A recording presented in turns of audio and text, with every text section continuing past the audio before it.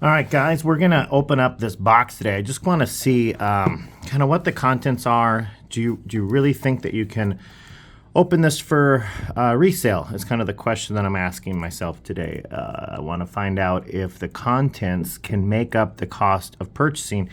If you're someone who's maybe not just collecting, maybe you're buying them and you're trying to resell them, is that possible? So the video cut in and out to kind of help with some of the editing stuff, and I'll try to post and redo the video when some of the things have sold. So right now, we primarily use, because of ease and traffic, eBay. We sell our cards on eBay. So I want to see what we get out of this box and if we can make our money back and even make money on it or not. So whether or not this is going to be something for collectors or whether this is going to be something if you're actually looking to resell. The cost per pack is pretty low. So when you look at this thing, it looks like we have 9 booster packs in there, and I think I paid like $29.95 for the box. So that means that I'm spending, you know, maybe a little over $3 a pack. So a little bit less than the $4.49 you see off the shelf, a little bit more than when we get them wholesale. But I wanted to just find out where we're at. So let's get this started and open this thing up. Now, if you're just watching to see from a collector side, then obviously if everything in here holds value for you, then that's all that matters. The actual return on selling isn't something you're concerned about. So maybe you're just watching this to see, you know, is this a product that you want? So the box, pretty simple. Let's just put that over there like that. It's a nice sturdy box. It's pretty cool. You could put these definitely on a shelf if you're looking for just, you know, some art to keep up in your Pokemon area. When we open this up, looking inside, we've got some codes. So the codes are going to be for Pokemon Go itself. So if you're a player, I think there are, let me see, there are 9 codes inside. So there are 9 codes that get you different things inside Pokemon Go. This is a deck holder. So if you have a pre-made deck and you want to pop it in there, you can do so. I'm not sure what that would end up doing to the corners of the cards if you're collecting and not playing. If you're just simply playing the game and you just want a quality product, I can already tell you for 9 packs. And then the edge cards and everything, I would say it's a deal. If you can get it, which I think right now a lot of places selling for $29.95, I think that's a deal. I would go pick it up. If you're just looking for your kid, enjoy the video, but I think that's kind of an easy no-brainer, just cost per pack. And then next in there is going to be the edge cards. It's going to be, and like I said, I'm going to be doing some resale, so I'm going to be selling this one together. Now the code card is in there for this box in Pokemon Go, but it has the V and then the VStar is right behind there, and I'm actually going to be selling this sealed. And again, once I get that done, I'll edit that back into the video. But pretty cool cards. Again, if you're collecting, well worth it. It's a nice pack if you're going to be buying packs for your child or yourself anyways, and then you want to throw these in some sleeves, or you want to put them in whatever, a binder, or maybe you're even playing with them. So pretty cool. Nice addition to the set if you're collecting. So let's just put those. Of course, you know, I'm not going to be able to get them to balance in that wrapper. Am I? Look at that. I did it. Perfect. Let's get the packs out of here. And the rest of that box is empty, as you can see. So I'm just going to close that up. Oh, man. They didn't miscount. They didn't actually give me some extra packs. That's kind of a bummer, but, you know, maybe keep hoping. So 9 packs. Let's get into it and kind of see what we get out of that. Sorry, just adjusting stuff off the screen. All right, so the first pack. Oh, man. We got a traditional old Pikachu there. That's awesome. We got our code card. Gonna put that aside. And we'll see if we can do this the way that's. So we got energy. Okay. Charmeleon. Wow. Well, that was that maybe I saw 2 of those. That it was the same one. Now, when you're opening Pokemon Go, look for the Spinnakers that are hollow because they can peel to a Ditto, and I've not received one of those yet. Now, we already got the Charmeleon, and now we got the Charmander. You think it is possible we might get the Charizard too? That'd be pretty cool. Okay, it's pretty cool. It's got a Smeargle in there, kind of like the Pokemon Go thing, and a Zapdos. All right, next pack.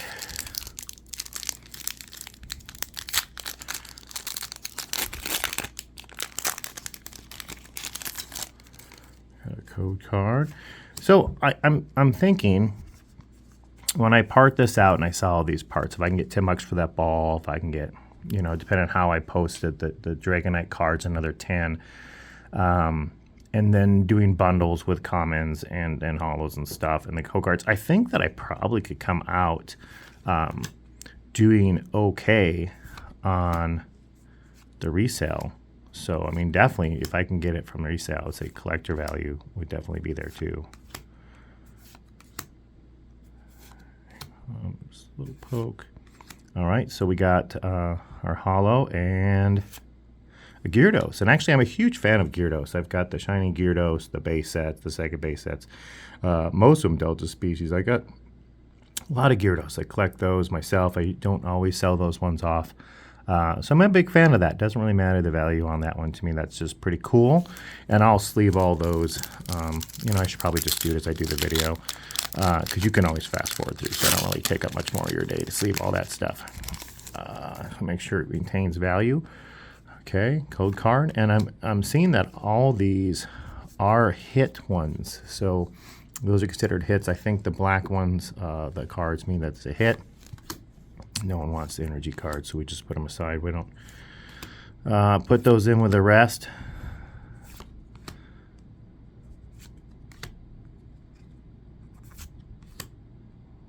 Try not to show you what's coming up. So we got the reverse holo Charmander, and a lot of times I'll bundle that with a normal Charmander. We sell them, and then a Zapdos. So again, these are, you know, these black ones are saying generally I think the black border means that they're going to be hits, but I am not I'm not feeling those ones. That's not where I'm shooting for, I guess. But we have quite a few packs left. Sorry I'm taking your time to do this. Feel free to fast forward during this point if you want, but we're gonna trade or sell these all these holos and rares off, so I just might as well sleeve them now, save myself some time later. And like I said, if you want to fast forward, feel free. All right, so we're getting to the halfway point. We haven't pulled anything great. Now I get it that you know, one box might have a ton and one might not, but I just wanted you to get a feel for what you're gonna get if you get this box. Code card 2, 3, 4. Wonderful energy. Steelix, I always thought that was kind of a cool card. We've pulled that one a whole bunch of times. It is a short set. So the benefit is, I guess, based on the number of cards you're getting, if you're trying to finish the set out, it wouldn't be maybe that hard.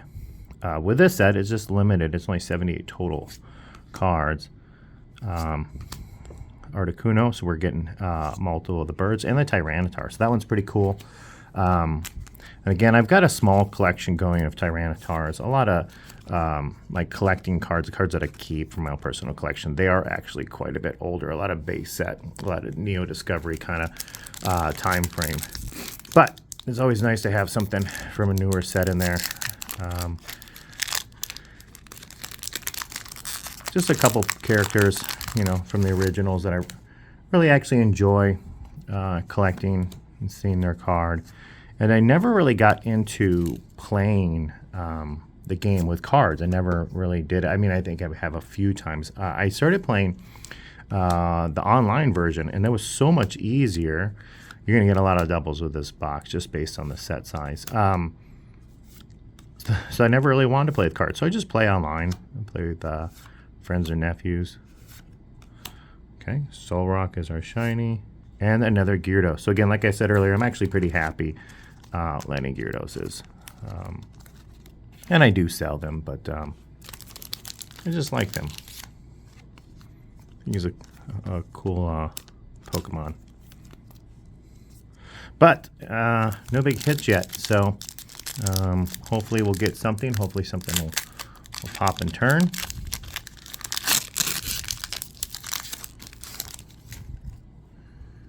Okay, code card 1, 2, 3, 4. Okay, let's see.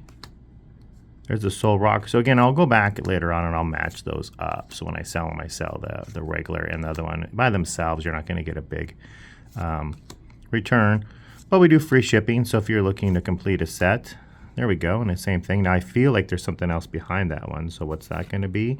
All right. So there we go. Now we finally got something. So we got a normal V card.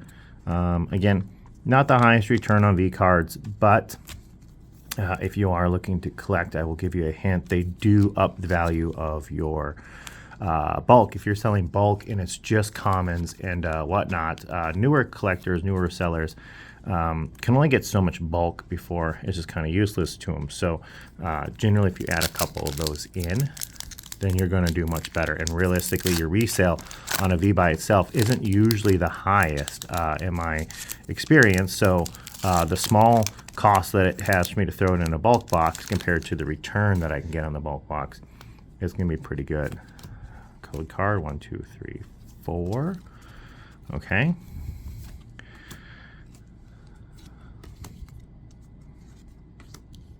Ivysaur is pretty cool. I like that they've got all the different Pokemons in the background, as you can kind of see. So it's just kind of cool. And I feel like this one's got a hit in here.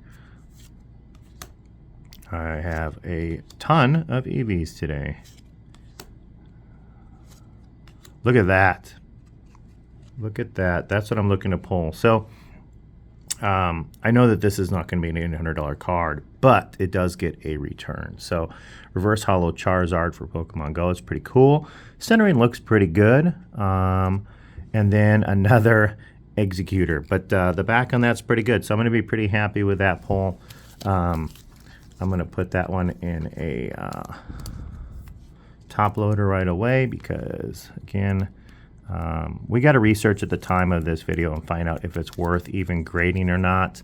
So something I have to think about is if I send it off to get graded, what is my cost? And if we do it, we're going to do 100 cards at a time to PSA. So it's only going to be $18. And that shipping for each one is going to get divided out over all of the cards we send in. So realistically, let's say it costs you $20 to ship it in. And then you got your return shipping. So, you know, I figure by the time it's all said and done, if I say it's $20, $20 to grade my card, that's not going to be that bad of a deal, right? So if I'm spending $20 and let's say I can get $5 for a card ungraded, and then as soon as I grade it, you know, I can get 50. Well, that becomes pretty good. You know, I'm already sending cards in. It's not like I'm sending the one card in. If I can get 5 and then I grade it and I get 25, that doesn't really make sense because the profit's $2. You better just to sell it for the 5, if that makes sense. So it's something you're going to have to start to do the math. So if you are looking to collect for resale, you have to then kind of look at the whole math. In the end, your time, the time you wait. Now, granted, this market is volatile. It's not guaranteed to stay. Oh, look at that, Radiant Venusaur. So that's pretty cool. And we got a secret. So that's kind of nice. Secret cards are going to really help me be happy about the return on this box. So when we start to look at the return, what is my return based on, you know, overall expenses and time? Because if a card's selling for $5 right now and all of a sudden the market dilutes, remember this, by the time I'm opening this box, the market's pretty diluted on this product. Something I want to think about, last pack, hopefully there's something good out of this. It'd be nice to get a little bit better secret than an egg incubator. But when we look at the market, if the market is super saturated with the product, the values of your card is going to be less because it's too easy to get a hold of. Someone's going to get rid of it. You do have a lot of people out there just starting the 1 penny auctions. We do have 1 penny auctions we start if you ever want to check them out. So, you know, you can't wait forever. And sometimes those are always kind of annoying, huh? Little VStar things. And I always mess that up when those are in there. So I think I'm only supposed to do 3 because I think that is supposed to be the whatever. So let's do, I don't think I'm going to have this rotated, so I apologize on the last pack. But back to the market. If the market's volatile, I don't suggest holding cards necessarily forever. I think in the past, those cards are worth quite a bit because there wasn't a ton of market for them. So people were playing with them, using them. So the chances of finding, you know, a market for them was a little bit different. And then we already saw these. Sorry about doing that. But yeah, so that was how we finished off the pack. A couple more Chinese. So we had a common,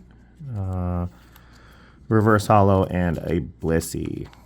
I'm going to tell you that Blissey in Pokemon Go, that's a beast right there. You stick that in a gym, and lower level players really have some trouble. So looking back at it, you know, these VStar cards, I think that the benefit of these is that it's going to make it hard for the weighers out there.